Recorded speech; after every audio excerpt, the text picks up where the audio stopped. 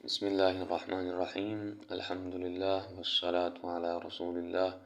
اما بعد فاعوذ باللہ من الشیطان الرجیم بسم اللہ الرحمن الرحیم۔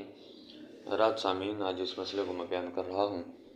وہ ہے نماز کے اندر چین والی گھڑی پہننا،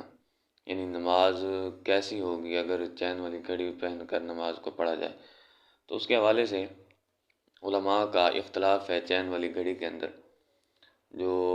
سیدی اعلیٰ حضرت رحمۃ اللہ علیہ کے بعد والے یا پھر آج کے زمانے میں بھی جو بریلی شریف کا فتویٰ ہے وہ یہی ہے، اور جس طرح کہ ماضی کریم میں حضور تاج الشریعہ رحمۃ اللہ علیہ کا فتویٰ بھی یہی ہے کہ جو بندہ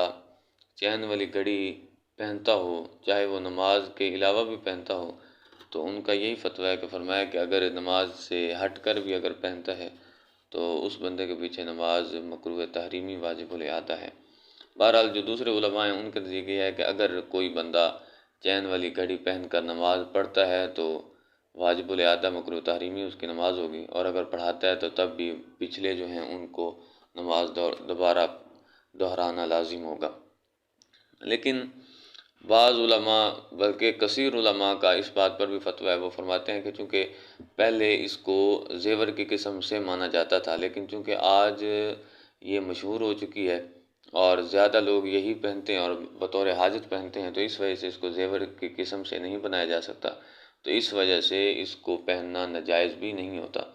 لیکن جو احوط ہے اور جس کے اندر احتیاط ہے، جس طرح کہ سیدی اعلیٰ حضرت رحمۃ اللہ علیہ کا فتاوی رضویہ شریف کے اندر اکثر جگہ پر یہ قانون ہے کہ جہاں پر بھی جو مسئلہ مختلف فی ہوتا ہے تو اس کے اندر احتیاط اس کو ترک کرنا ہوتا ہے۔ تو لہٰذا آج کے زمانے میں جب ایک طرف علماء کا یہ فتویٰ ہے کہ جو پہنتا ہے اس کی نماز مکروہ تحریمی واجب الاعادہ ہے، اور دوسری طرف بعض مجوزین بھی ہیں، تو لہٰذا بہتر کیا ہے اور احتیاط اسی میں ہے